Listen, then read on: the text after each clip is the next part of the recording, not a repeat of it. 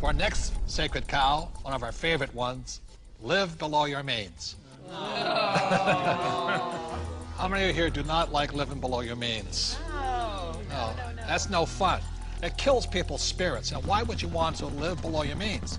But many people have to, unfortunately, because the Fed is printing so much money that taxes and inflation go up, which means people are forced to live below their means. Does anybody make comments on living below your means?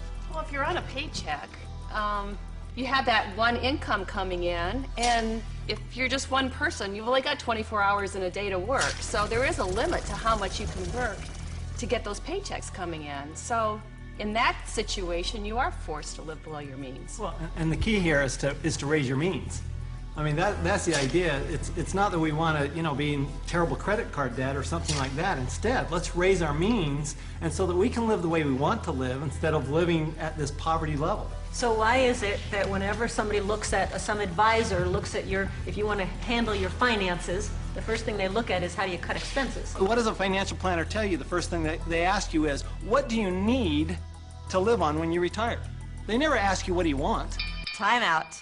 Robert and I definitely do not believe in living below our means. When we met in 1984, we had nothing.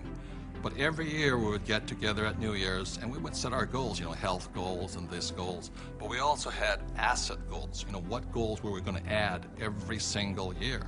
So that's why it took us only about 10 years from 1984 to 1994 to become financially free. Because we just kept adding assets every year. And we continue to do the same thing today, simply because it's fun, it's exciting. It is. One of the best kept secrets. Getting rich is fun. It is fun. That's a lot of fun. And if we want to buy a luxury, if we want to buy a new car, we first buy an asset. So we buy the asset, and the cash flow from the asset pays for the payment for the car. Yes. So that it's again, never living below your means, it's expanding your means through acquiring assets that give you cash flow that gives us all those good things in life. The point here is this. There's assets and liabilities. The way you increase your means is acquire more assets. Not houses, not cars, but assets. So the reason so many people struggle financially is they have no financial education. They may be a good doctor, a lawyer, accountant, or a rock star, but if they don't know the difference between assets and liabilities, and they keep buying liabilities instead of assets, they have to keep living below their means. And not even if you're single or not, if you're on a fixed income, if you're an E and an S, your income is limited. Look, there's 4 major expenses that keep E's and S's poor. Number 1 is tax, and taxes are going to go up because the Fed is printing so much money all over the world. 2 is debt. People leave college with tons of debt, credit card debt to make ends meet, and then their house because they think it's an asset. 3 is inflation. Inflation goes up because as taxes go up and prices go up, then inflation goes up. And 4th is retirement. You must put something away for the day you stop working. So those are the 4 main reasons E's and S's, a general rule, have to live below their means. But if you have financial education and live on the B and the I side, you can increase your means by increasing assets. I think a lot of people accept mediocrity, and in order to be able to grow in business, in order to make more money, you have to step out of that comfort zone and stop being mediocre. Or hoping the government's going to save you. I think live below your means is one of the greatest spirit killers there is. There's a lot of people who like being poor. I'm not making it right or wrong, but that's definitely not what I like to do. And Kim and I, we definitely don't live below our means. No, I definitely do not like living below my means. I've done it when I was in college, and that's because that was exciting times and all, but I get inspired when I have to create. When I get put in a position where I need to create something new, not contract. I want to be bigger than I am, not less than I am. And I think people are being taught to be less than they are instead of inspiring people to be more than you are. Well, and that's the issue with the idea of a budget, right? A budget is all about cutting. It's all about slicing. It's all about being less than you are. Whereas if instead you were looking at something like a strategy, or you're looking at projections into the future, what can I do as opposed to what can't I do? To me, that's the big distinction. Well, and a lot of it comes from fear too. I think people are afraid of their futures. They're not sure where the futures are gonna lead them. So they think, well, I'll live below my means. I'll save. I won't allow myself to have this small luxury, that small luxury. And then, of course, they fall off the wagon.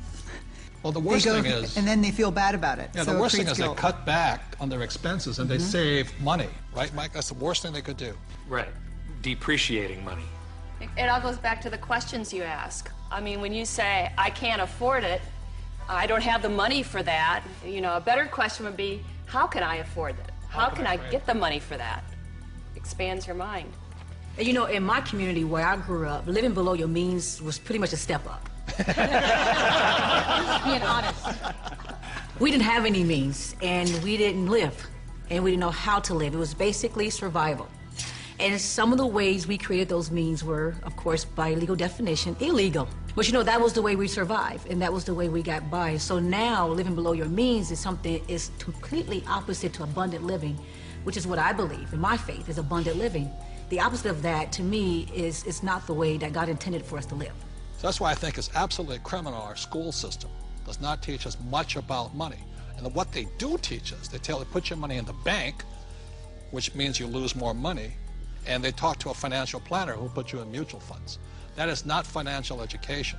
That is educating people to give more money to the rich. That will also cause you to have to live below your means. Yes. That's right. That's what they're training you to do. Well, and create a budget. while you're at it, you're going to be paying more and more taxes because you get no tax benefit for living below your means.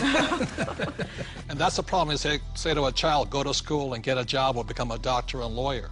You will pay more than your fair share of taxes, and then you too will have to live below your means. If you're playing defense instead of offense, you're just hiding and trying to play it safe and saving money, and you never manifest. You cannot be who you're supposed to be. I say it's time to get financially educated and take care of yourself.